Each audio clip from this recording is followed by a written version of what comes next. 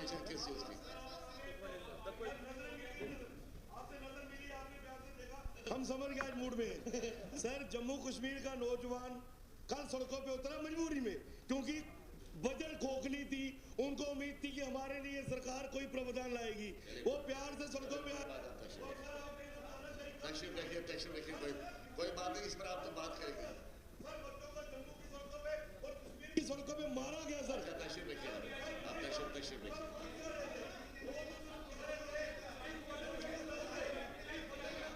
Question number नहीं चल रहा है, क्वेश्चन नंबर नहीं चलेगा, क्वेश्चन नंबर तो चलने दो। क्वेश्चन नंबर के बाद आप क्वेश्चन नंबर के बाद आप तशरीफ क्वेश्चन नंबर के बाद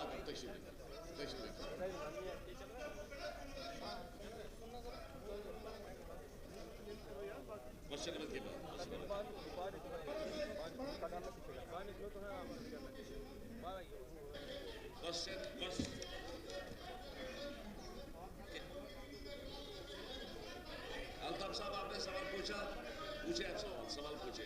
sir AQ number 929. Yes, Minister in charge. Power. 50 MVA 220 by 33 kV GIS grid substation at Bhatkut, Pahalgam has been proposed in the prospective transmission plan for the UT of J&K for the period 22 to 27.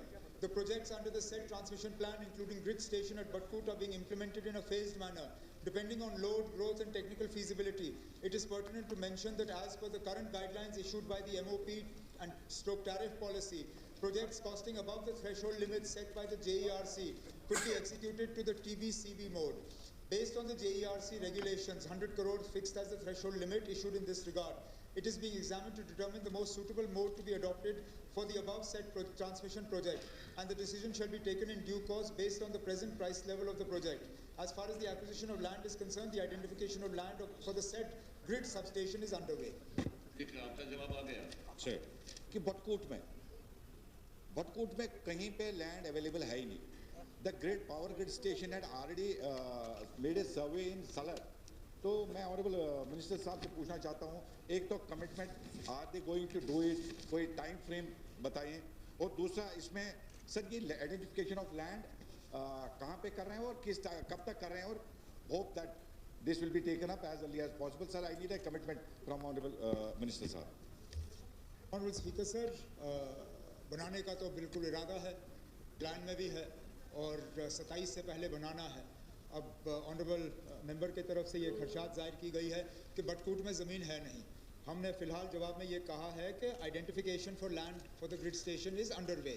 अगर ये पाया गया कि बटकूट में जहाँ ये proposed है, अगर सूटेबल ज़मीन वहाँ पे नहीं है, अगर आसपास में कहीं ज़मीन है या पहले से ही सरकारी ज़मीन है या आइडेंटिफाई करने की ज़रूरत पड़ेगी, वो हम कर लेंगे. फ़िलहाल इरादा इसको बटकूट में बनाने का है. अगर वहाँ ज़मीन नहीं मिलती तो आसपास कहीं बना लेंगे. Thank you.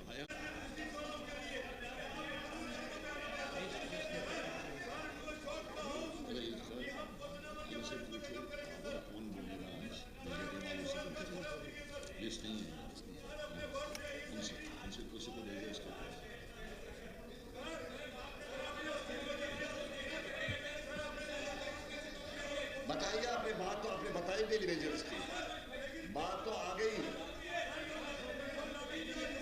कितने लोग खड़े हैं, किस की बात सुन, किस की बात सुन, मतलब कितने लोग खड़े हैं, जरा गिन लो कितने लोग खड़े हैं, किसकी बात सुनो मुझे बताइए. मैं किसकी बात सुनूं? बोलते रहिए.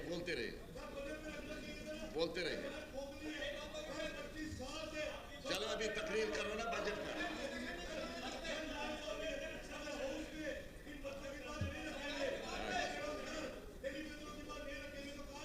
चलिए कोई बात नहीं.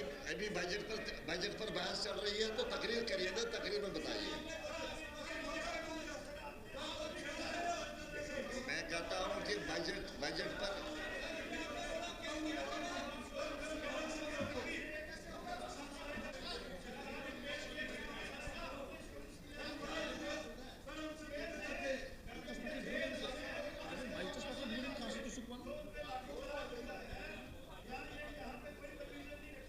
कहा कि वहां से आफ्टर निर्वाचन अवर वहां से रिस्पांस आएगा, हम वो मांग रहे हैं। आ गया।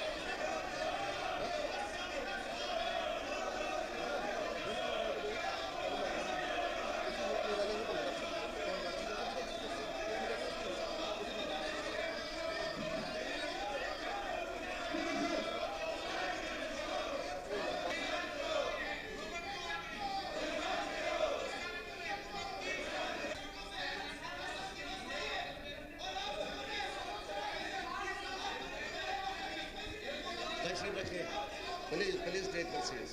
Please take proceeds. Please take proceeds. Khurshid साहब तशरीफ रखिए। चले कोई बात नहीं, चले कोई बात नहीं। अब बजट पर बात शुरू होगी। बजट पर जिसको जो भी बात करनी होगी कर सकते हैं आराम से। बजट का डिस्कशन चल रहा है, हुकूमत का इसमें क्या रिस्पांस रहेगा, आप जवाब का इंतजार करिए। जहाँ तक पुलिस का उनके साथ बर्ताव जो रहा उसके हवाले से रंधावा साहब शोर कर रहे हैं, मैं उनको याद दिलाता हूँ कि बदकिस्मती से पुलिस के ऊपर ना आपका कंट्रोल है ना मेरा। ये शोर इस हाउस के अंदर करने के बजाय बेहतर होता यहाँ से कुछ ही किलोमीटर दूर जहाँ से कंट्रोल उन पर रहता है, ये बात आप वहाँ जाके कर लेते कि क्यों मारा। हमारे कहने पे नहीं मारा गया, ना इनके साथ ये बर्ताव होना चाहिए था। मैं आज भी कहता ना, ये मुलाजिम हमारे हैं, ये मुलाजिम हमारे हैं, इनके इशू जेन्युइन हैं। ये एक फाइनेंशियल इशू नहीं, ये एक ह्यूमैनिटेरियन इशू है। इनको ह्यूमैनिटेरियन तौर पे इनके साथ बर्ताव होना चाहिए था, लाठियां इनके ऊपर नहीं बरसाई जानी चाहिए थी। अब मैं उम्मीद करता हूं कि जो कंसर्न आपने यहाँ जाहिर किया, जिस कंसर्न को पूरा हाउस जो है मानती है, ये बात जो है हमारे पुलिस के कानों तक पहुंच गई होगी। अगली बार जब ये लोग जो करेंगे तो शायद इन पे लाठियां नहीं बरसाई जाएंगी, इनको सुना जाएगा। पक्के करेंगे, 10 साल ये पक्के नहीं कर सके। हमें तो अभी 4 दिन हुए हैं और 4 दिन में पूछ रहे हो क्या हुआ। हम आपको कहते हैं जो आपने 10 साल में नहीं किया, हम अपने 5 साल में करके दिखाएंगे। ये जम्मू कश्मीर के लोगों को हम जवाब देंगे, आप कहेंगे जवाब देंगे नहीं है। ये ड्रामा मत करिए फोटो खिंचाने के लिए ना उधर आपके फोटो खींच गए। बीजेपी को लोग जानते हैं, ये मोदी साहब के नाम पे आप खींच के आए हैं, अपने तो नहीं आए। जितने के अंदर नहीं है, आप जम्मू के लोगों का आगे किसने जवाब देना? वो भारतीय जनता पार्टी है, आप लोग हैं, इसलिए आप मत हटवाए, आपको लोग जवाब देंगे। 5 साल का सबर तो कर लो, क्यों हो रहे हो? मत छटपटाओ, छटपटाने से कुछ नहीं होगा, करने से होगा। और उमर अब्दुल्ला सरकार करके जाएगी और करके दिखाएगी और अगले 5 साल फिर आएगी। ये आपको कह के जाते हैं, ये मत बोलिए इसको।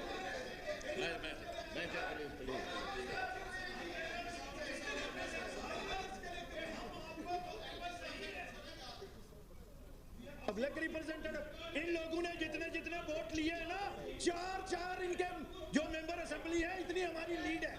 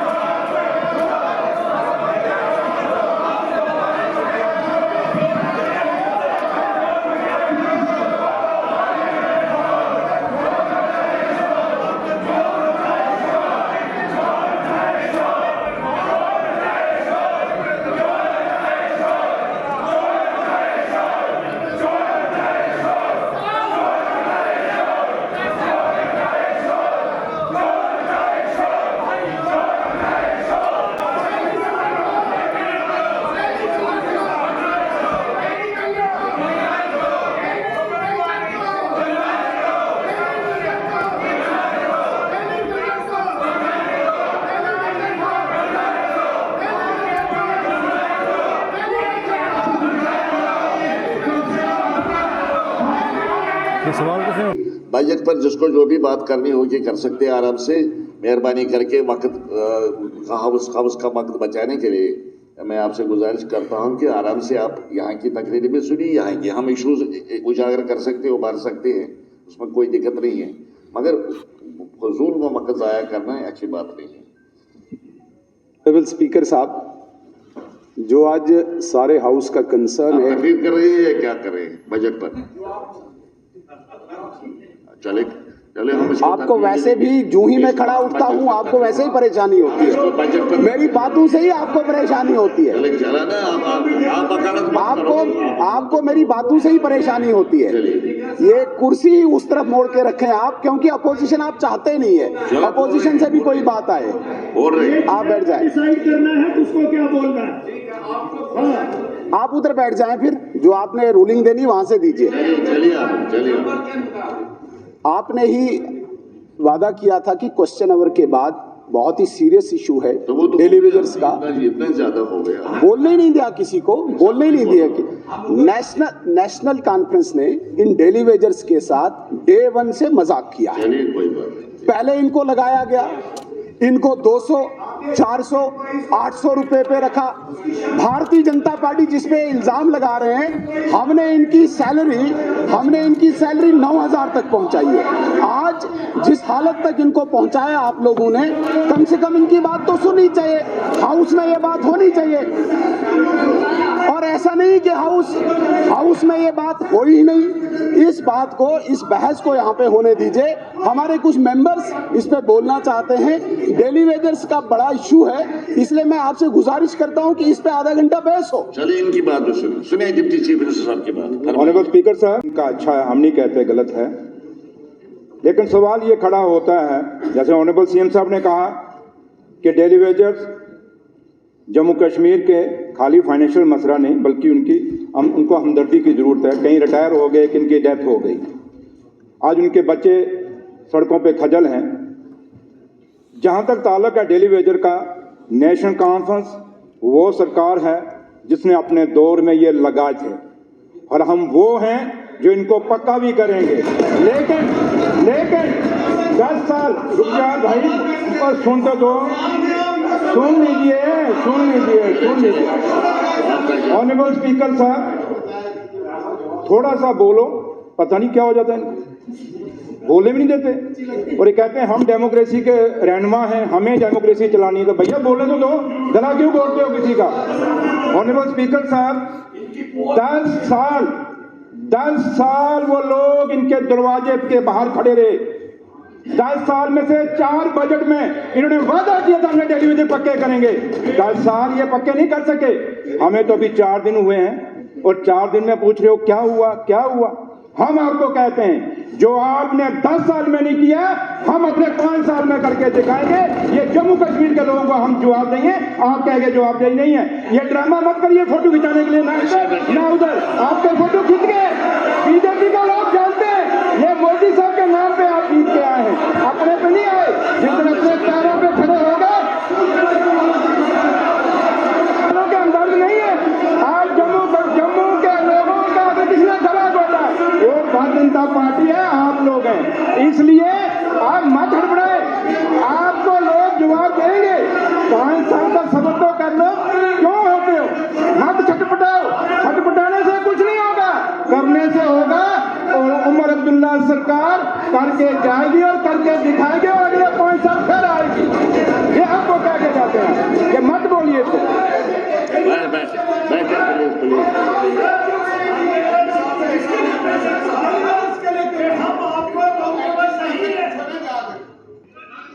पब्लिक रिप्रेजेंटेटिव, इन लोगों ने जितने वोट लिए हैं ना, 4 इनके जो मेंबर असेंबली है, इतनी हमारी लीड है।